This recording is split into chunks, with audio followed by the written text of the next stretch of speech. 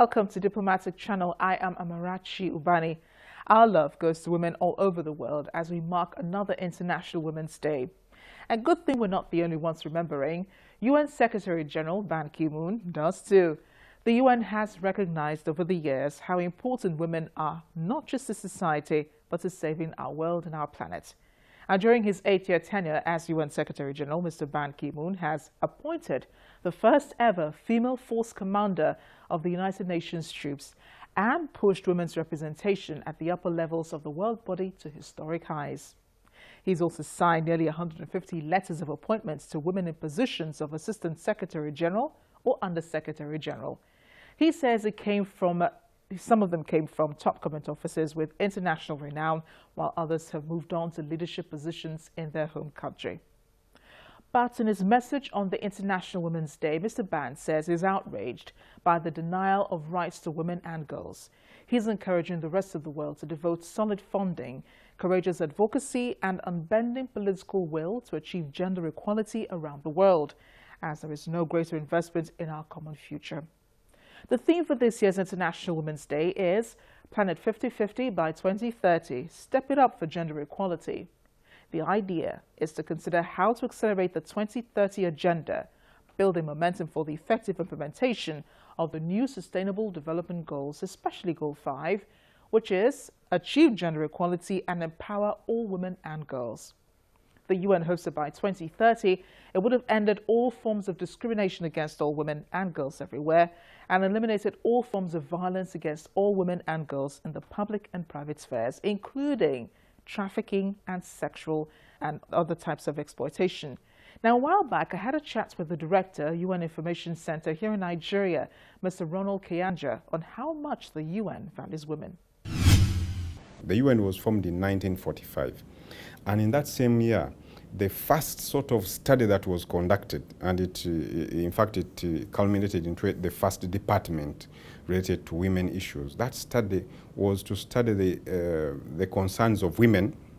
That was as way back in 1945, the concerns of the issues of development as they affect women. That was one of the first studies carried out by the United Nations.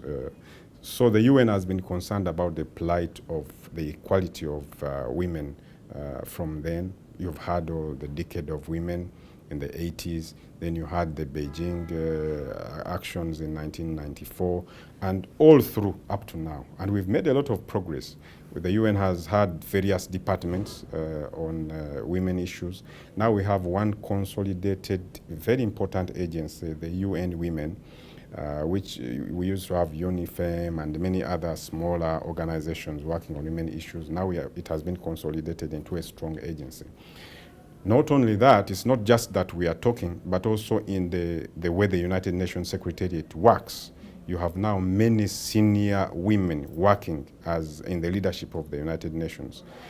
That is why we are pushing a lot on gender. One of the Sustainable Development Goals is on gender equality.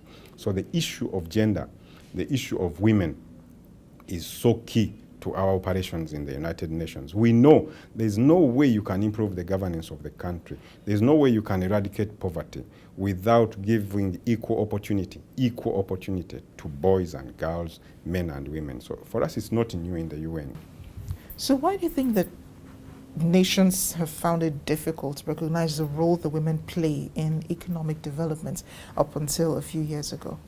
Some of which are cultural, others are religious, but what I can say is that I'm so happy with the progress. You know, there are many countries where women were not even allowed to vote. There are many countries where women would not go to school.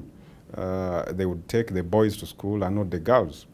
We still see disparities in the workplace, in schooling, and so on between men and women. That's why we must continue the campaign. But there's a lot of progress that has been made. And I wouldn't say that we have only increased our operations to empower women in the last few years. This has been going on. And, you know, when you have a movement, it generates its own momentum.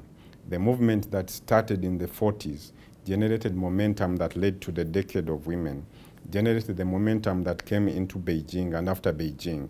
So the movement is becoming stronger. And that's why you see more women in leadership. you see more women in all spheres of development, is because this has been moving, it has been moving. And I'm sure that all those countries where you still have big disparities related to religion and cultural factors, those ones will be broken.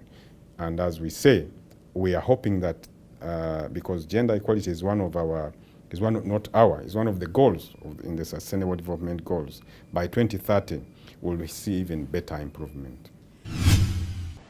Coming up on Diplomatic Channel, the long cry of a people waiting to be recognized as a country near Algeria. Please stay with us.